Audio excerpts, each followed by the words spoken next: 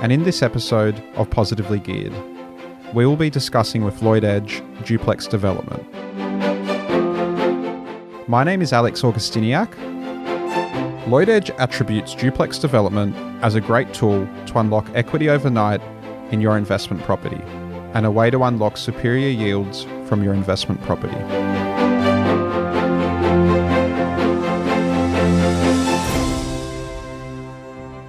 Welcome, Lloyd. Hi, Alex. Good to be with you. Today on this episode, we are discussing duplex development. We are indeed. One of my favourite topics. For a lot of mum and dad investors or people listening to this podcast today who are looking to enter the world of property development, duplex developments are a great foray into that area.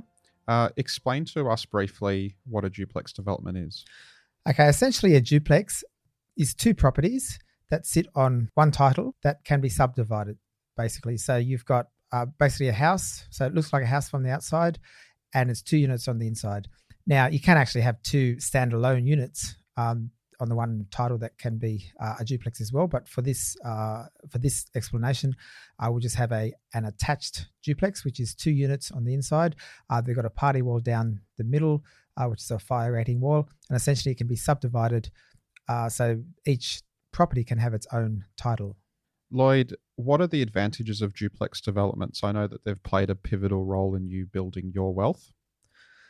Absolutely. So the main things about building a duplex for an investment are simply cash flow and equity. So basically means they're going to have dual rent on them. So that's going to be really good cash flow. So instead of just having your 4.5 or 5% rental yield that you might get in your average property, you can have 6.5 to 7% upwards. So that's really good cash flow. And from an equity point of view, if you're building a property for less than what you can sell it for, then you're actually making equity there. And then you can use that equity to go and purchase another property, which allows you to fast forward your portfolio and your financial plans for the future. In terms of where duplex developments have played a role in your portfolio, you've mentioned that it was possibly one of the defining moments in really helping you continue to build, where often people are faced with a position where they're building portfolios and they hit a glass ceiling and then you've got to reassess to help them continue to grow. With duplex developments, once they're subdivided, does that typically mean that you'd be selling one of them to instantly unlock, I suppose, the wealth tied up in that? Or do you generally recommend that people hold and keep it as part of a portfolio for a longer term? Well, firstly, what I should say is that you really need to get some advice from your accountant as to whether you're going to sell or hold the property from a tax perspective, because if you're selling, then you're going to have some capital gains tax. Being a new property there, you might have GST and things like that too to consider. The good thing about duplexes is they are very flexible. So you can actually hold one property and sell the other, or you can sell both, or you can keep both. However, it does become expensive selling properties. So there needs to be a strategy behind that. And selling properties should only be done if it's actually going to help you move forward. So where possible, I advise people to actually hold, because what a lot of people don't realize is that you can actually realize your capital gain from the properties without actually selling. And it does come down to your serviceability with the banks, of course, but you can take the equity out of the properties and go and buy another property without having to actually sell the property first. And that's something that a lot of people don't actually understand. So you can keep the properties for cash flow, for growth, and then use that equity to be able to move forward. With the benefit of your vast experience, Lloyd, now having built this portfolio and managing it for the best part of 2 decades, what do you look for today when assessing a duplex site for a client of yours or for yourself?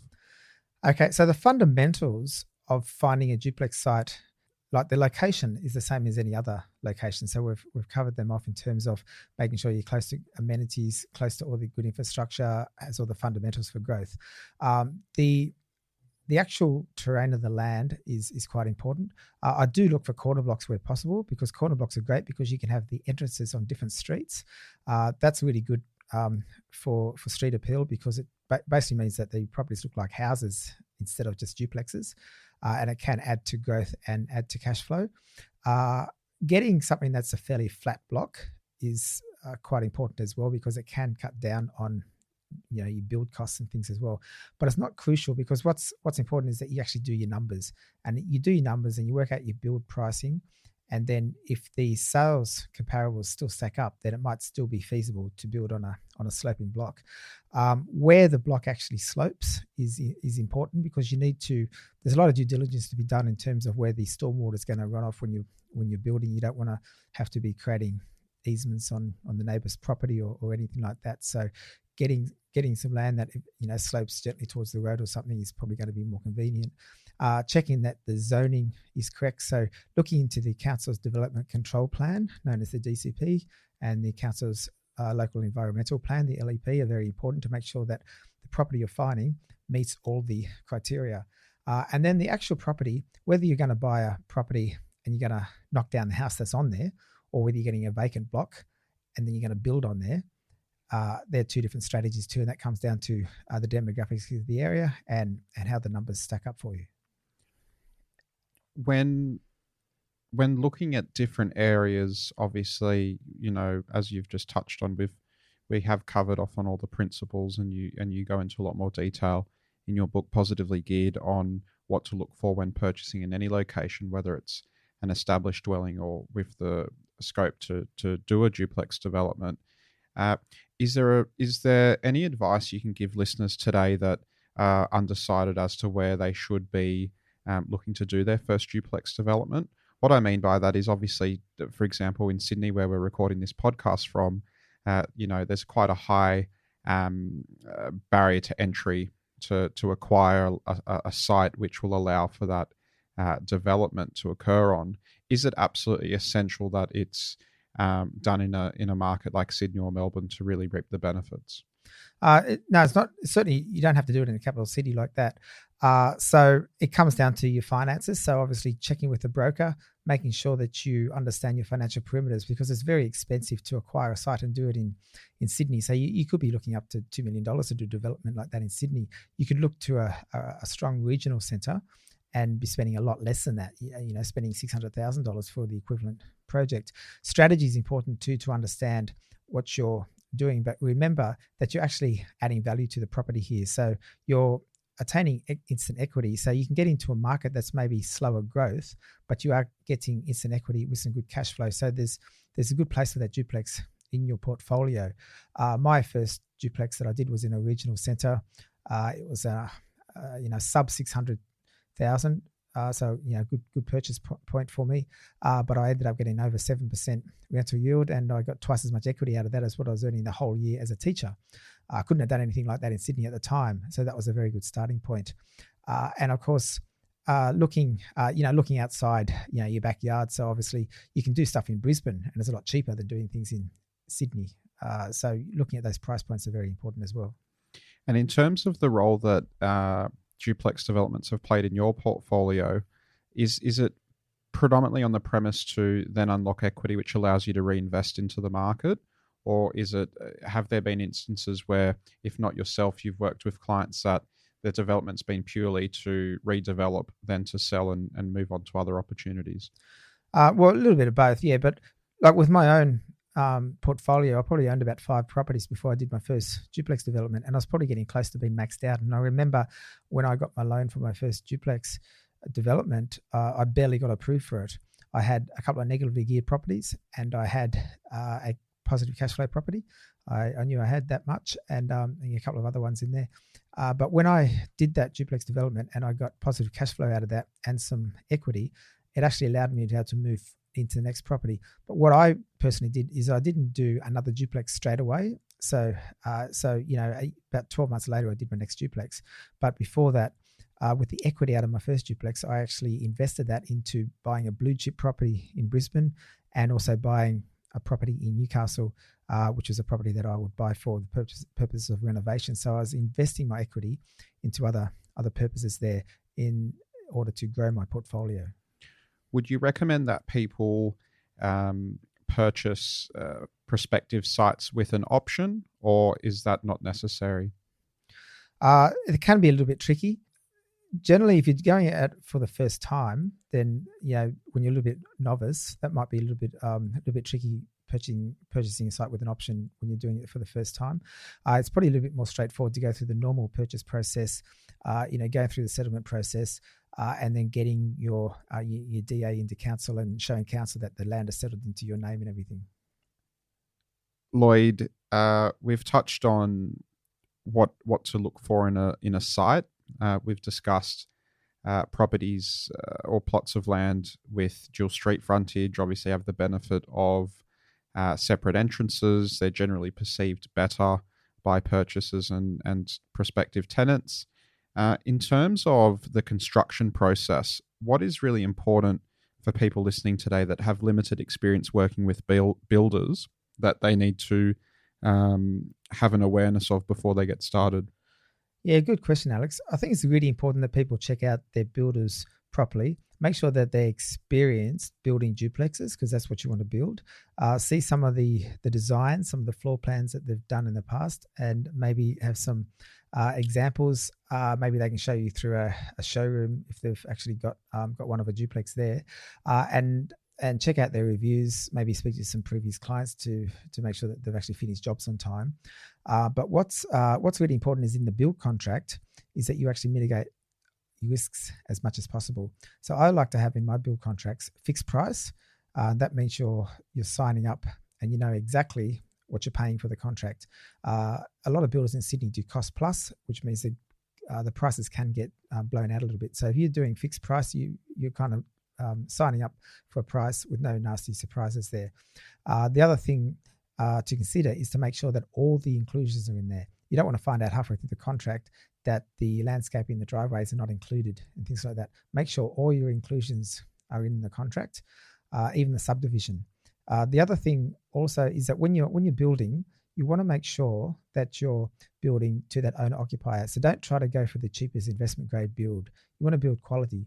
So I try to, for example, the standard ceiling heights in a lot of investment grade properties are 2.4 millimeter ceilings. I go for 2.7. I tend to put in ducted aircon instead of just split systems.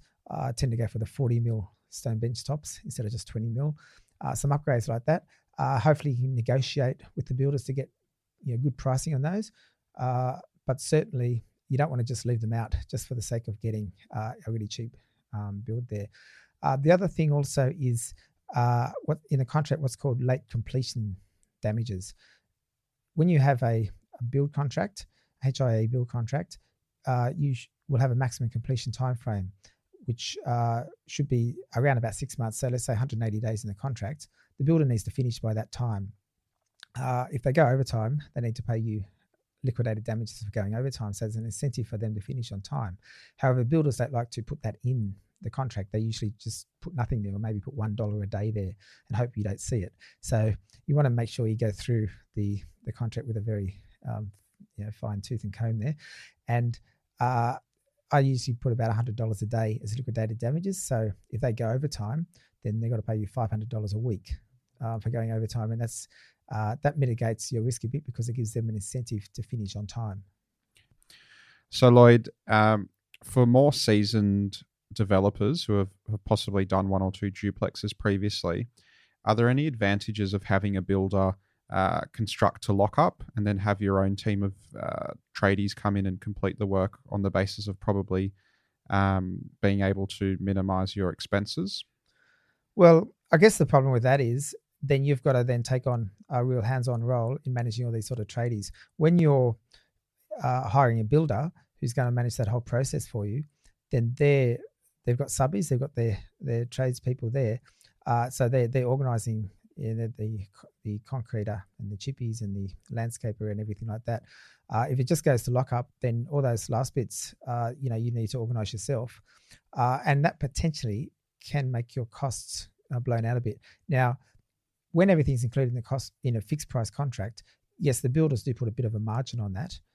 However, you do have a time frame of when the project's finished. If they just build to lock up and then you are going to start managing things yourself to try to save costs, it may work the other way, because if things take longer to finish, then you're actually going to be out of pocket because the holding costs will be more. It's a very good point. Lloyd, in terms of from the time that a DA is lodged till construction can generally be approved to commence to a final product, what should people expect is the general timeline in a good case scenario? Yeah, I like to look at a sort of a 12-month turnaround, 12 to 14-month turnaround. Generally, you can build a duplex in less than 6 months. You need to allow the council timeframe. Now, in New South Wales, the council timeframes tend to be a little bit longer than, say, in Queensland. So you can get a project built in less time in Queensland, but you also got to allow for subdivision time at the end of the build once it's completed to do the subdivision and everything like that. So allowing around 12 months is realistic and probably a little bit more, but potentially can be done in a little bit less than that. But at the end of the day, you're looking at your feasibility and you're thinking, okay, I'm going to make X amount of money on this. If your goal is to make 100,000 in equity, then you're essentially doing that as a side project while you're doing your job every day and you're making this equity on the side. So making that sort of equity turnaround in 12 months is actually quite a good outcome. Absolutely. And Lloyd, in terms of the development process, is there anything that you do to, I suppose, over that period of time, protect or mitigate risk in terms of external market forces, what they're doing over that period of time? So let's say that you purchase a property and then we see a decline in market conditions, and by the time construction's finished, we've seen a change in the property landscape. Is there a strategy you have in place, or are there parameters that you can use to ensure that people aren't exposed to that risk too much? So the strategy is the development itself, because you're actually mitigating against a lot of that risk. You just need to make sure your numbers work out. So if you do some numbers and you plan to make X amount of equity, you might get say an 80% equity return on your project, which might equal 150,000, for example. If the market was to drop and you only make 10%, then you've still made money on it, as opposed to someone else who's just holding a property. They'll actually go backwards in value. One of the key methods, though, is to still be buying in markets that you're confident, and no one's got a crystal ball. But if you're buying in the right market at the right time, then you should be able to mitigate against that as much as possible.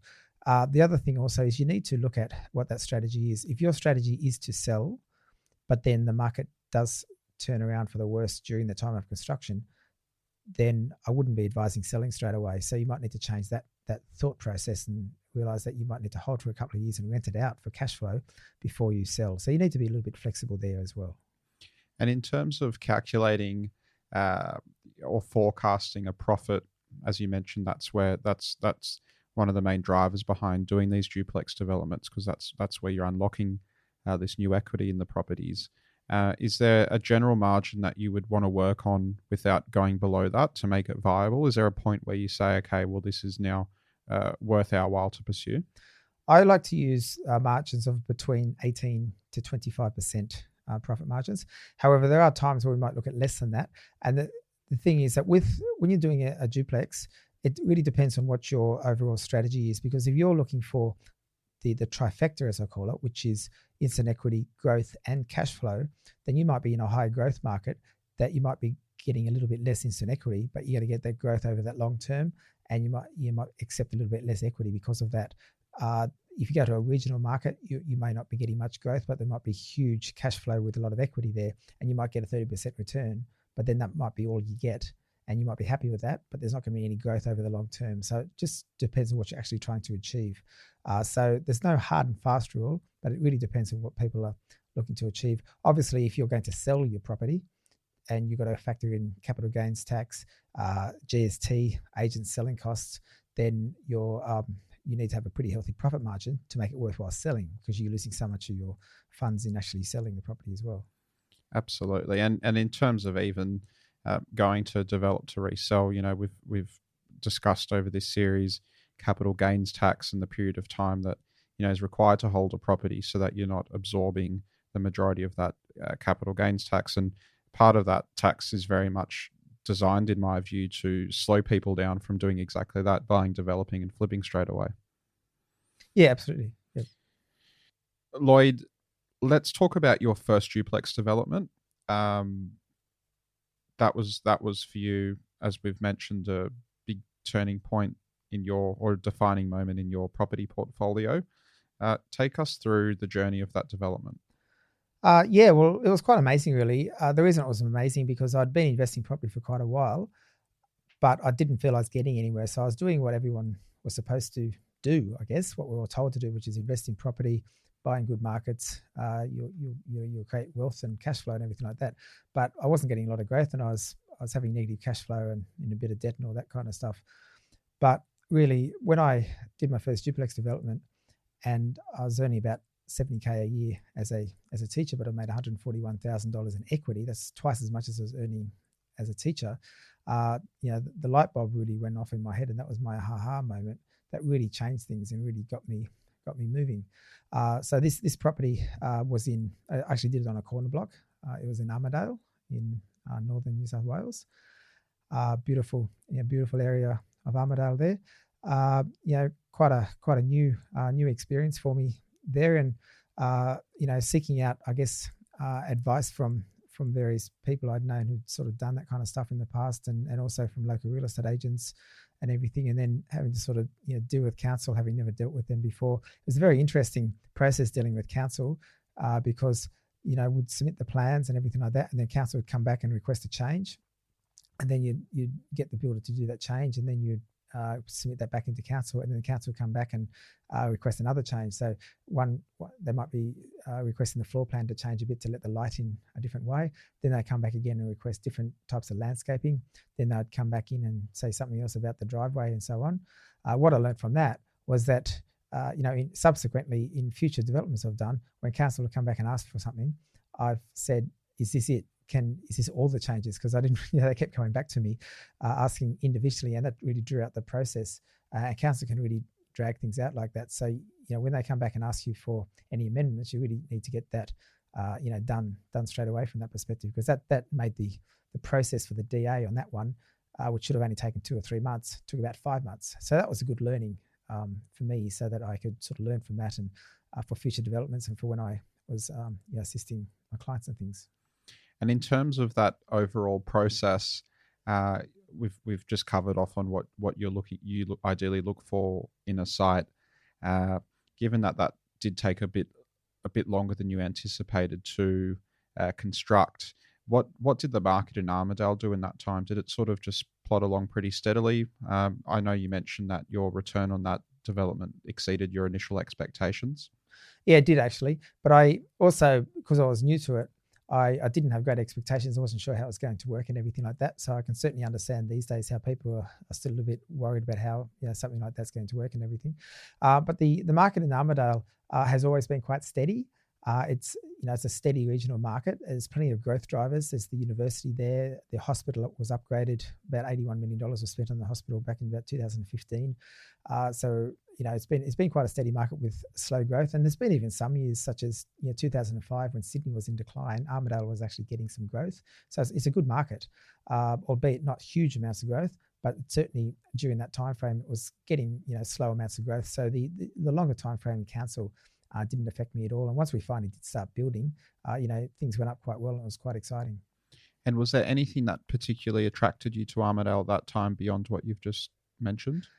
So I never get attracted to a location because I like a location. It was really about the numbers. A lot of people around that time were spruiking other areas. People were spruiking about Gladstone and Toowoomba in Queensland, saying that they're the best areas in Australia to invest in property and everything like that. I felt that I've always felt that if you do the same thing that everyone else does, you're going to get the same results as everyone else. And of course, everyone kind of follows. Everyone's a bit like everyone's like sheep. They sort of follow everyone else. So Gladstone was becoming oversupplied by people investing, and so was Toowoomba, and developers were going in there, and builders were building and everything like that. And of course, what happened was the coal seam gas in Gladstone collapsed, and then the market went backwards. And then in Toowoomba, the market became saturated, so there was not much growth there. But prior to that happening, I predicted that was going to happen. So I thought, I'm not going to be involved in those markets that everyone else is talking about. No one was talking about Armidale. So I thought, that looks quite good there, because I was just looking at the sales prices of what you can actually sell units and townhouses for, and the rental yields. And that's what attracted me to the market. And I thought, this has got quite good yields here. I could hang on to this property. And, all these years later, I've still got that property in my portfolio and it's still renting, very well.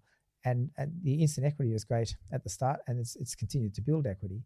And that's what really attracted me to that location, as no one else was talking about the area.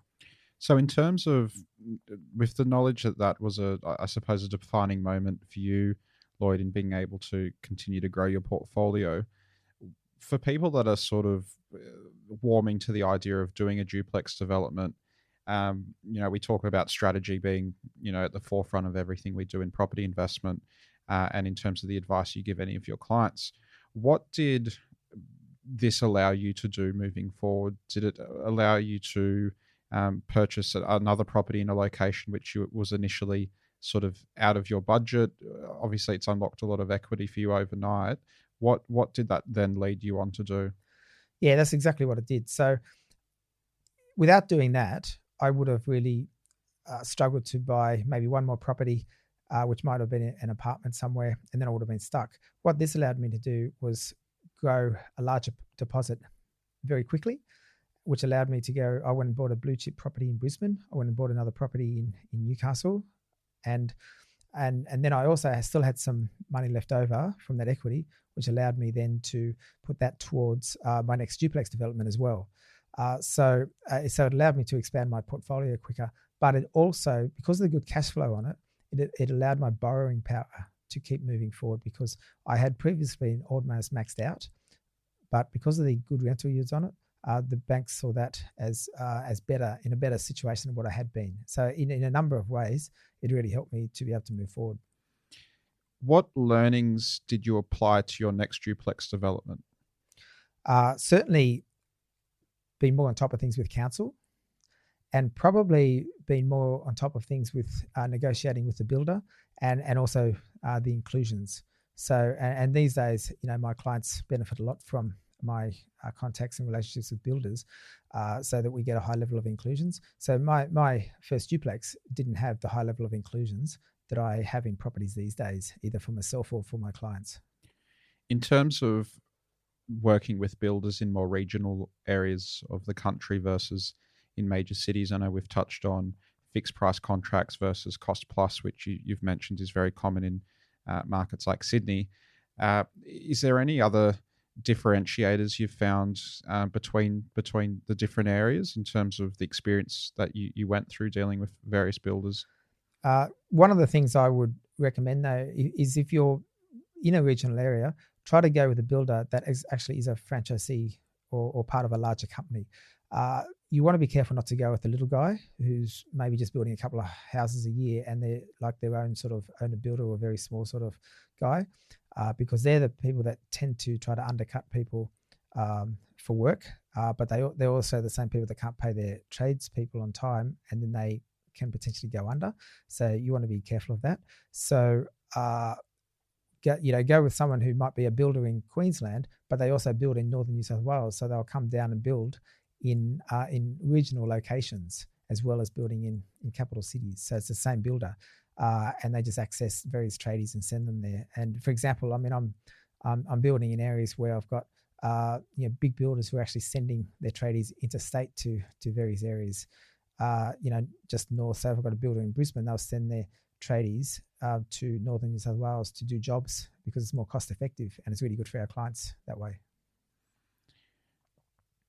So Lloyd, for somebody that's embarked on the journey of completing a duplex development, they've completed construction and they're sort of now going, okay, well, what are the next steps? How does one actually unlock that equity in the development? Okay, good question, Alex. I'd probably like to take it a step back, though, and probably look at the beginning of the project before you even enter the project, because you want to see that it's feasible. So you really need to work out what you're paying for the land, what you're paying for the builder, and then other costs such as legals and stamp duty, holding costs, and finance costs, which includes interest payments and things during the length of the build. You really need to work out and find out if you're going to make money. So, for example, if the total project is going to cost you $800,000, you need to work out how much individual units are selling for in that area.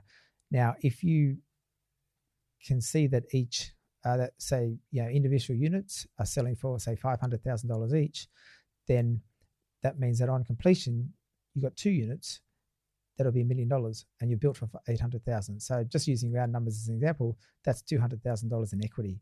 So that's the first thing. That's the first principle to keep in mind, is that's how the key there is build for less than what you can sell them for.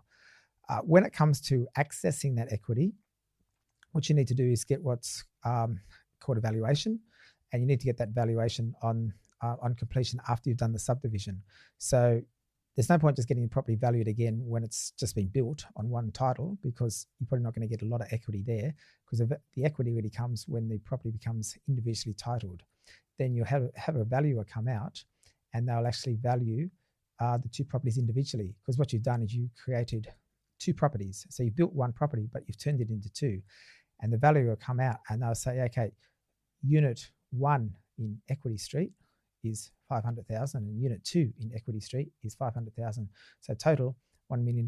You only paid 800,000. So there's your equity. Now banks will lend you generally up to 90%. A lot of the time, maybe only 80%, depending on your circumstances and the lender you're using. But your usable equity is 80% of that. So you might be borrowing perhaps 160,000 from that 200,000. Now, the other thing I also recommend you doing is refinancing with a different bank to who you've built the duplex with. So you actually not just refinancing with the same bank, but you're actually taking your loan to a different bank, because they often, because they don't already have the security, might be a little bit more generous with giving you the equity loan for that property. That's great advice, Lloyd. And in terms of what are the risk factors of drawing all the equity down in that property in a broader sense? When you're taking all the equity out, it obviously increases your loan on the property, and it diminishes your rental yield, because you got more loan on the property, less rental yield. Although the rent will be the same, the actual yield goes down. So in terms of risks, you sort of got to mitigate that. What I tend to do is not necessarily take all my equity out. So if you've got 150,000 equity in a property, you may not necessarily do what I did back in 2013, which was decide to buy another 5 properties in 1 year. Maybe 1 property is enough. So just take out what you need for 1 property, which might be a 10% deposit. So maybe you just need to take out 60 grand. That'll be more feasible. So you still got equity in the property. You don't want to take out more than you need to, because you need to make sure there's equity in the property, and also mitigate against the fact that the market could perhaps fall at some stage. That's great advice, Lloyd. Lloyd, we've discussed the importance of feasibility, so ascertaining what the cost is to acquire the site, plus your cost to construct, any sundry on top of that. Before you can acquire a site, what's very important is to complete your due diligence. How important is due diligence, and what does that typically constitute? Yes, well, Alex, with due diligence, when you're finding a site to build on, there's a lot more to it than just, is it a good investment location? Because there's a few things you need to really check out, because you need to make sure that you can actually build what you're going to build on this particular block. I'll just give you an example. My wife and I used to live in the inner west, and there's a vacant block next to us, which we used to all love because we used to just use it as a car park. And then council sold it off at an auction to someone. However, they spent the next 5 years trying to get a DA through. Firstly, they wanted to build a duplex, got declined. Then they wanted to build a house, got declined. Then they wanted to build a childcare, it got declined as well. The moral to this story is they didn't do any due diligence beforehand. If they had actually found out beforehand what they can and cannot build on this block, they probably wouldn't have bought the block in the first place, or they certainly would have been submitting different types of applications to council. So when you're looking to buy a block to build a duplex on, as I mentioned previously, you need to check out the DCP and the LEP, but a conversation with council's town planning authority, conversation with a builder and an architect or the builder's draftsperson, and even the council lodgement officer at the builder, and cross-checking everything. You need to make sure that the setbacks are right, that the design can be approved on the block, that there's no easements or sewers or any restrictions to building on the property, you need to get your solicitor to check out the contract properly, because there may be some items on the contract that might be an issue because there are certain restrictions to building, and you need to make sure that's all checked out. Check that out before you even consider buying the property, because it's too late after you bought the property to find out that something's wrong there. So that's a very important bit of advice, and that's why I also recommend for something like a development is that you actually seek some assistance with that rather than just go it alone. I think that's all very true, Lloyd. And if we can just tie that back into the conversation we were having a bit earlier in the podcast around what to look for in a builder, I think having a builder that has experience building under a certain council is definitely going to assist with that due diligence, that having that knowledge of what can and can't be done. Absolutely, that's very true. Yes, a builder who does know the council area very well, and that they've built a number of times previously, under that council. Yes. For a development, which effectively the target or the goal of that development is to obtain as much profit or equity as possible, do you generally recommend ever working with an architect or a draftsman in terms of going beyond just a builder?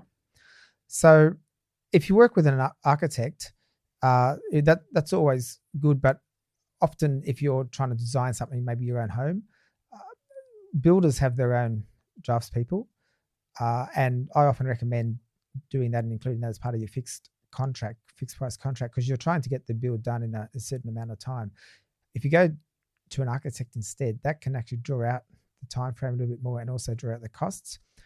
So I recommend dealing with the builder's draftsperson and getting them to design the plans. But of course, you need to work with someone that you're comfortable with, that you can give feedback to and say, no, I don't like this, I don't like that, that needs to be changed. Don't work with builders who won't make any changes for you. You don't want to build with a builder who just wants to build dodgy investment properties and not do anything that satisfies your needs. Because remember, your goal is to build a quality property in an owner-occupied area. So even though you're building an investment property, it's got to suit that owner-occupied demographic. So you need something quality there. What's your opinion on project builds versus a master build?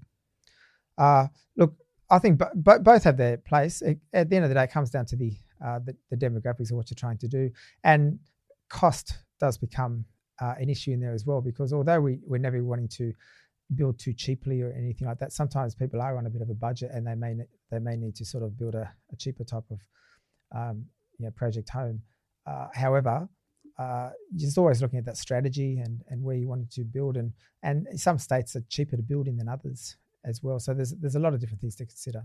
There's some really valuable advice, Lloyd, and information which you have covered off on in today's episode. Inside your book, Positively Geared, you go into a lot greater detail on this very topic. Highly recommended that our listeners grab a copy of the book. Yeah, I do, Alex. And in the book, I actually talk a lot more about the council requirements and the different stages that the DA process goes through council. So that's quite in depth, but I won't go into that right now. But I do go into that with a lot of detail as well. Thanks so much for your time. Cheers.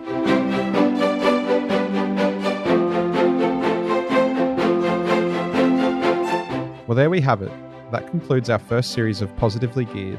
Over the last 10 episodes, we've drawn on a lot of content from Lloyd Edge's new book, Positively Geared.